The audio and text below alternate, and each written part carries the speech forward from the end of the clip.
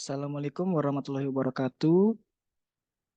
Di sini kami ingin mempresentasikan tentang analisis TOS dalam menentukan strategi pemasaran guna meningkatkan volume penjualan pada Galeri Muk Advertising Samarinda. Di sini saya akan menjelaskan dulu anggota kelompok kami. Yang pertama ada Padil Saputra, yang kedua ada saya sendiri Rizky Chandra, yang ketiga ada Irwansyah, kemudian ada Abdillah Nurido, dan yang terakhir ada Fikri Ihsanuddin Iman. Terdapat beberapa poin pembahasan. Yang pertama, latar belakang. Kedua, profil perusahaan.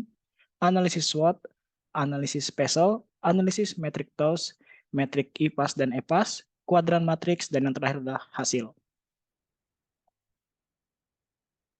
Kita masuk kepada pembahasan yang pertama, yaitu latar belakang. Jadi, Galeri MOOC Advertising Samarinda dapat mengidentifikasi kekuatan dan kelemahan atau faktor internal perusahaan, serta peluang dan risiko atau faktor eksternal yang ada di lingkungan bisnis mereka. Dengan melakukan analisis TOS mendukung organisasi dalam membangun strategi yang komprehensif dan menyeluruh untuk menavigasi pasar yang semakin kompetitif.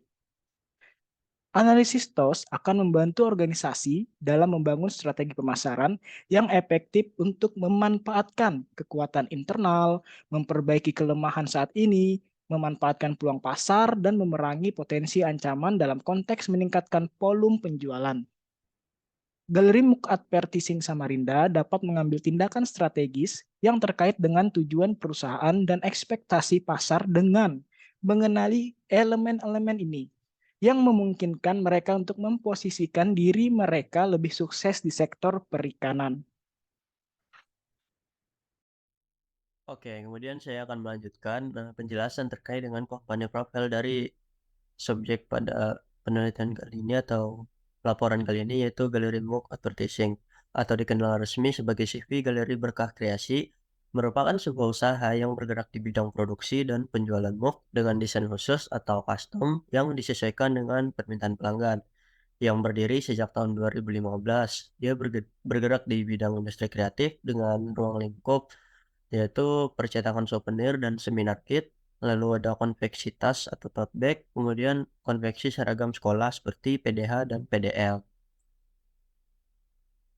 Nah, kemudian di sini ada visi dan misi dari Galeri Mock Advertising, yang visinya yaitu menjadi perusahaan percetakan dan konveksi seragam berskala nasional. Kemudian untuk misinya yang pertama yaitu menerapkan nilai ketakwaan sebagai fondasi utama dalam bekerja.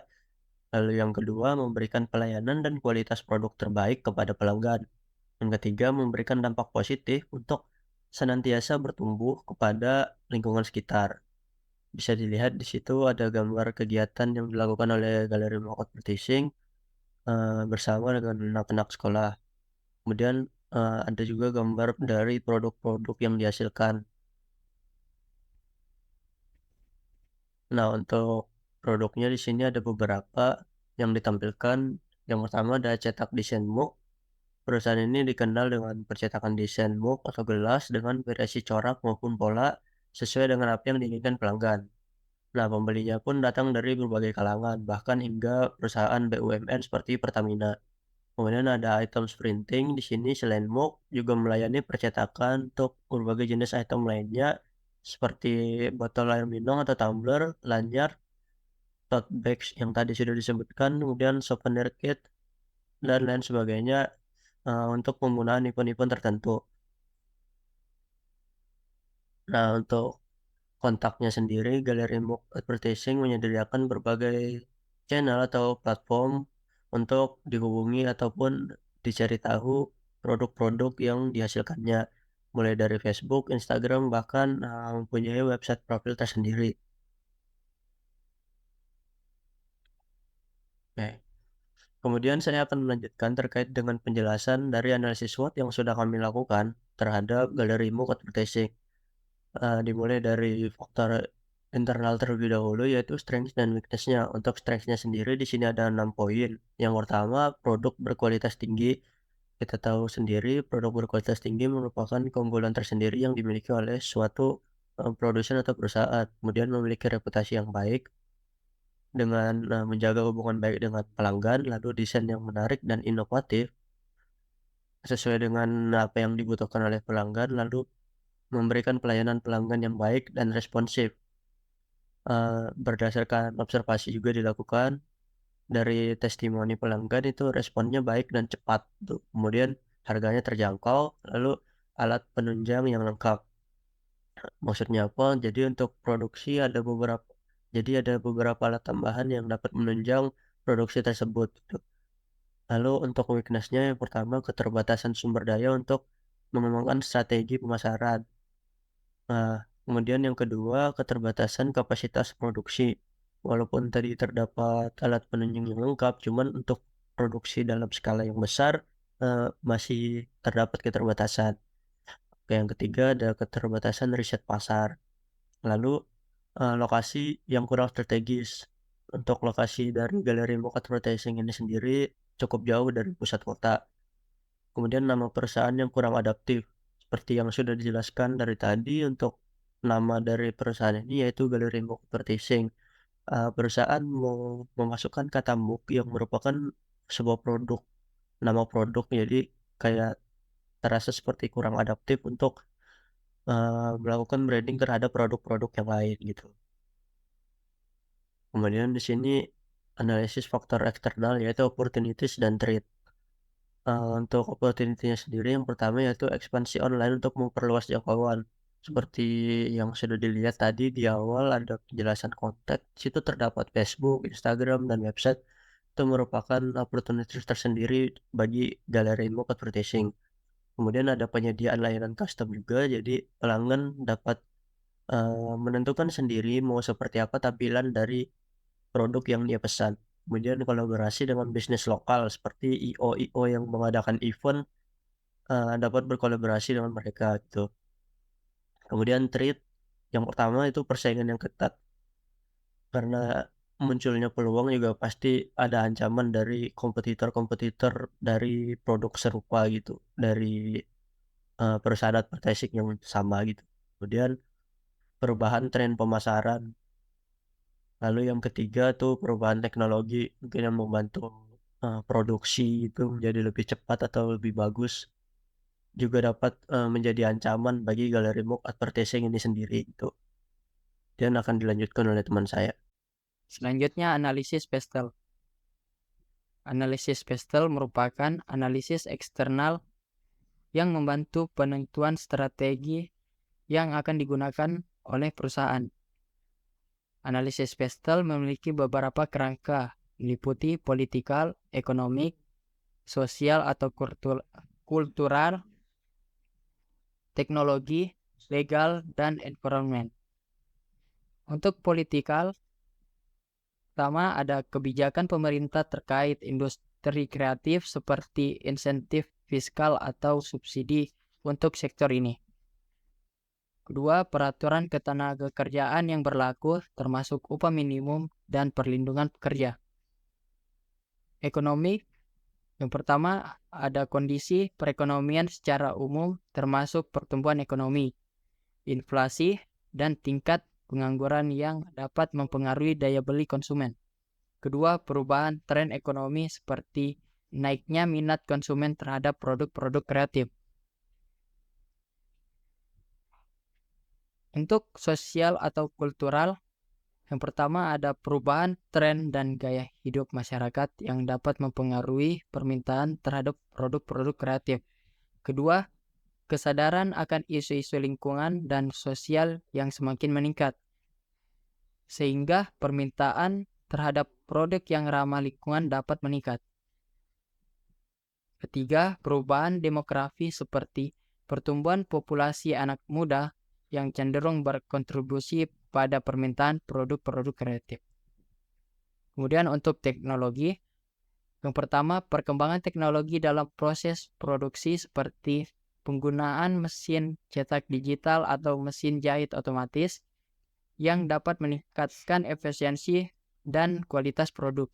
Dua, perkembangan teknologi digital dan internet yang mempengaruhi strategi pemasaran dan distribusi produk kreatif. Inovasi teknologi dalam desain produk yang dapat memberikan keunggulan kompetitif. Nah, untuk legal, yang pertama ada kebijakan lingkungan yang semakin ketat seperti aturan pengelolaan limbah atau pengaturan pengguna bahan berbahaya.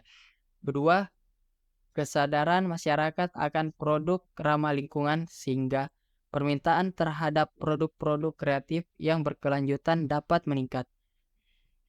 Kemudian yang terakhir, untuk legal, perubahan iklim dan kondisi alam yang dapat mempengaruhi pasokan bahan baku atau operasional perusahaan.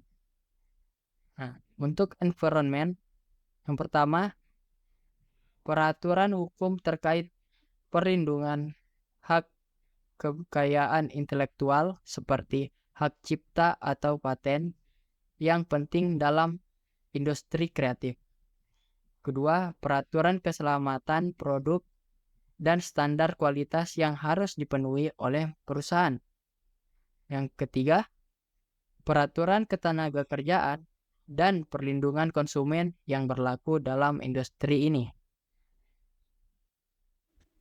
Oke, kita langsung masuk kepada pembahasan yang berikutnya, yaitu matriks TOS. Untuk matriks TOS sendiri itu dibuat atau dirancang berdasarkan poin-poin analisa daripada SWOT atau Strength, Weakness, Opportunity, and Threat yang telah dijelaskan oleh teman saya sebelumnya tadi.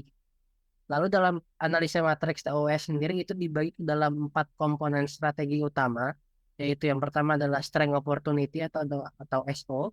Lalu ada Strength and Threat atau ST. Yang ketiga adalah Weakness, Opportunity atau WO. Dan yang keempat adalah Weakness and Threat. Semua itu dipilih atau dipilih berdasarkan daripada kondisi perusahaan saat ini. Oke, untuk strategi matriks TOS dalam analisa perusahaan Galeri Map Advertising Samarinda sendiri, yang pertama kita masuk ke dalam pada strategi SO, yaitu yang pertama adalah manfaatkan produk dengan kualitas yang unggul serta desain yang menarik. Lalu yang kedua adalah memanfaatkan reputasi yang telah terbangun sangat baik di masyarakat dan layanan pelanggan yang interaktif. Lalu yang ketiga adalah menjalin kemitraan dengan bisnis-bisnis lokal seperti contohnya kedai kopi maupun toko souvenir untuk meningkatkan upaya pemasaran daripada perusahaan serta menjangkau berbagai macam segmen klien yang baru. Selanjutnya adalah strategi untuk Strength and Threats atau ST. Yang pertama adalah memanfaatkan reputasi yang baik dan produk berkualitas tinggi tadi dalam rangka membedakan diri, atau kita sebut dalam kata lain adalah membangun value proposition dari perusahaan ini untuk membedakannya daripada para pesaing dalam persaingan pasar yang semakin harinya semakin ketat. Lalu yang kedua adalah dengan sumber daya yang terbatas berusaha atau mencoba untuk berinvestasi ke dalam riset pasar untuk mengetahui bagaimana kondisi terkini dari tren pasar yang terus berubah setiap harinya. Lalu mengubah strategi pemasaran yang menyesuaikan dengan hal tersebut. Selanjutnya adalah mempertahankan keunggulan kompetitif dengan tetap mengikuti perkembangan perubahan teknologi di pasar dan mengeksplorasi teknik atau platform pencetakan baru. Selanjutnya adalah strategi untuk Weakness and Opportunities atau WO, yaitu yang pertama adalah memanfaatkan platform internet dan pemasaran lewat media sosial untuk membuat teknik pemasaran yang hemat biaya meskipun dengan sumber daya yang dalam tanda kutip rendah atau terbatas. Selanjutnya adalah meningkatkan kapasitas produksi untuk memenuhi permintaan yang terus meningkat. Lalu yang ketiga adalah berkolaborasi dengan bisnis-bisnis lokal seperti yang sudah disebutkan sebelumnya, kedai kafe, souvenir, dan lain sebagainya, untuk mengakses riset pasar dan wawasan dari mereka dalam rangka mengkompensasi sumber daya yang terbatas di area ini. Lalu yang terakhir adalah strategi WT atau Weakness and Threats. Yang pertama adalah mengatasi permasalahan sumber daya yang terbatas dengan berfokus kepada strategi pemasaran yang khusus atau menargetkan segmen pelanggan tertentu di mana perusahaan dilihat dapat unggul.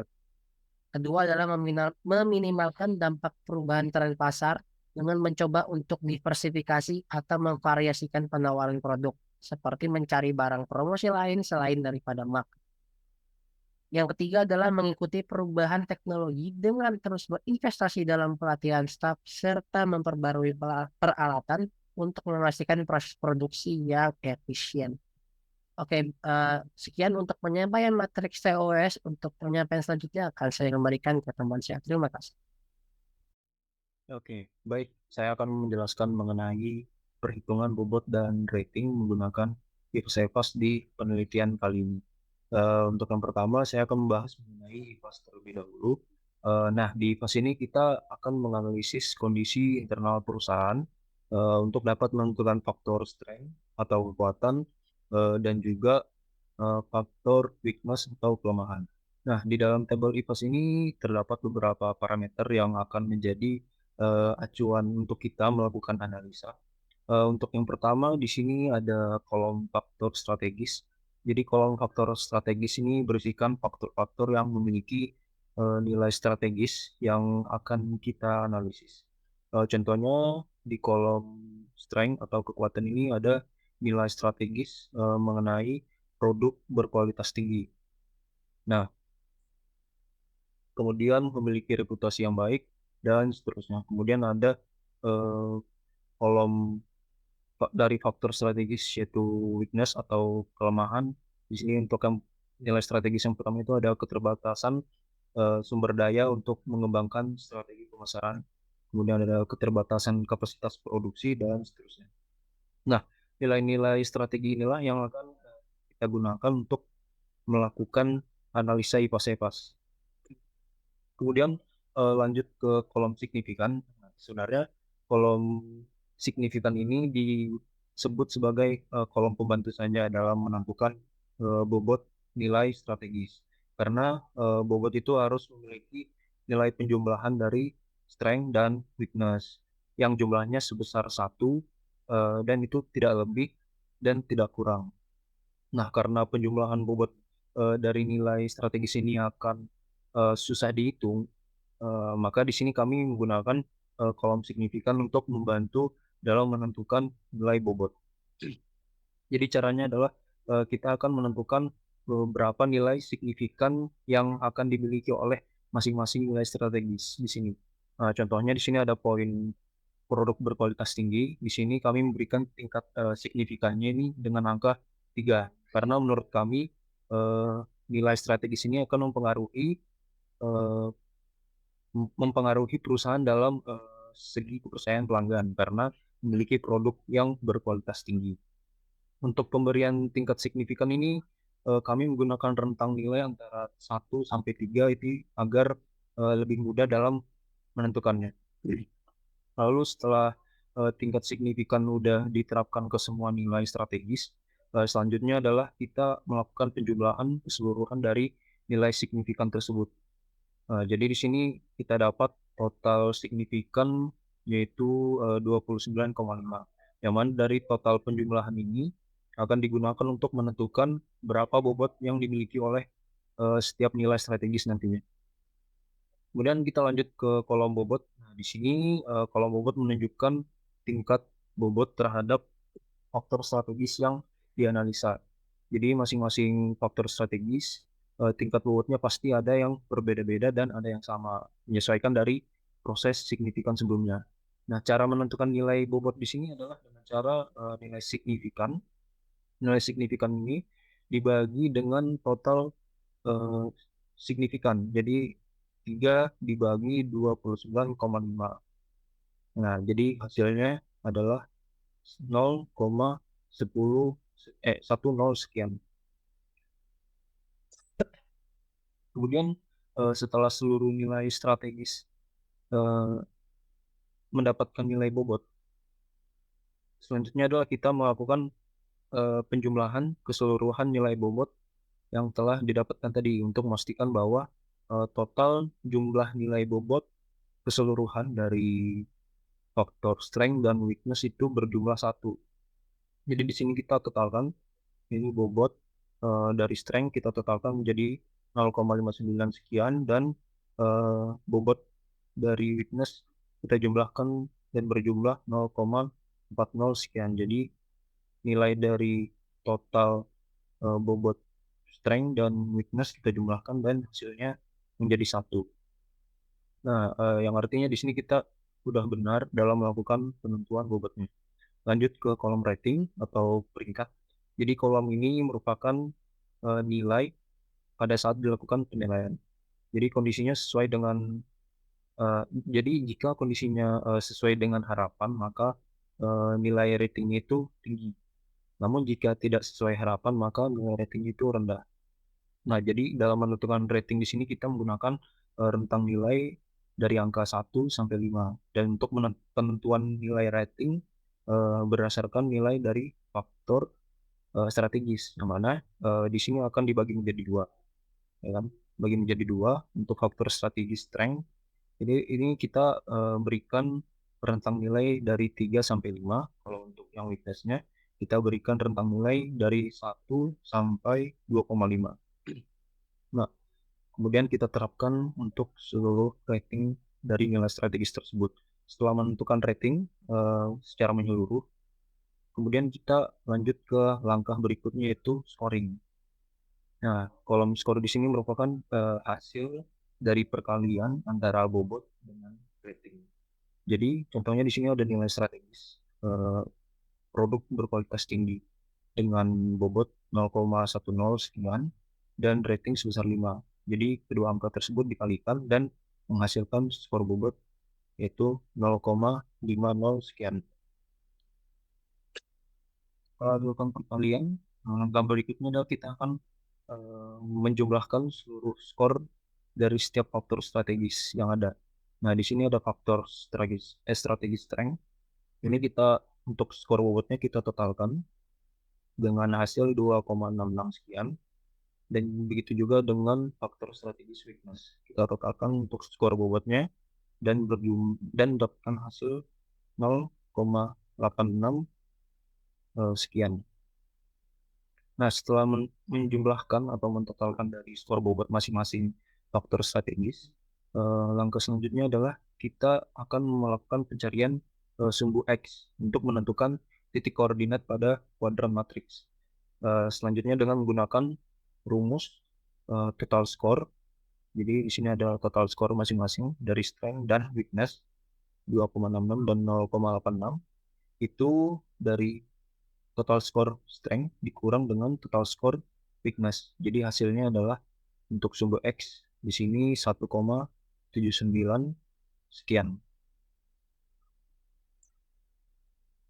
Nah, setelah melakukan pembobotan dan skor rating pada IPAS, selanjutnya kami juga akan melakukan hal yang sama pada EPAS. Yang mana di EPAS ini adalah kebalikan dari IPAS. Jadi pengertian dari EPAS ini kita akan menganalisis faktor eksternal dari perusahaan tersebut untuk dapat menentukan faktor opportunity atau peluang dan faktor threat atau ancamannya. Nah, untuk isi tabel secara keseluruhan dan cara perhitungan bobot serta scoring itu langkah-langkahnya sama saja, tidak ada yang berbeda dari pas sebelumnya. Yang berbeda adalah di EVAS ini kita menggunakan total scoring pada kedua faktor, yaitu opportunities dan threat, untuk menentukan sumbu Y untuk diletakkan skornya pada kuadran matriks. Nah, di sini didapatkan dengan angka skor yaitu 0,28 sekian. Nah, ini untuk kuadran matriksnya. Jadi di sini ini garis yang melintang ini sumbu X dan ini sumbu Y. Jadi untuk tadi nilai X-nya yaitu 1,79. Jadi ini untuk peletakan titik koordinatnya udah benar 1,79 dan untuk sumbu Y-nya itu tadi 0,28. Nah, ini sekitar sini untuk nilai 0,28-nya. Dilihat dari kuadran matriks di layar ini, perusahaan yang sedang kita teliti dapat menjalankan strategi SO yang sudah dianalisis sebelumnya. Selanjutnya mengenai strategi SO apa saja yang dapat dijalankan oleh perusahaan akan dibacakan oleh teman saya. Next. Oke, kemudian kita akan membahas tentang hasil. Dengan memadukan kekuatan internal dengan peluang eksternal, berikut adalah beberapa strategis S yang layak dilakukan oleh CV Galeri Berkah Kreasi. Yang pertama, manfaatkan produk dengan kualitas yang unggul dan desain yang menarik untuk meningkatkan visibilitas online dari perusahaan dan menjangkau audiens atau halayak masyarakat yang lebih luas. Yang kedua, manfaatkan reputasi yang telah terbangun sangat baik di masyarakat dan layanan pelanggan yang interaktif untuk memberikan layanan yang dipersonalisasi dalam memenuhi kebutuhan yang terus meningkat akan MOOC yang dibuat khusus sesuai dengan keinginan. Poin ketiga, menjalin kemitraan dengan bisnis lokal seperti kedai, kopi, atau toko souvenir untuk meningkatkan upaya pemasaran dan menjangkau berbagai segmen klien baru. Oke, sekian dari presentasi kelompok kami. Kurang lebihnya mohon maaf. Wassalamualaikum warahmatullahi wabarakatuh.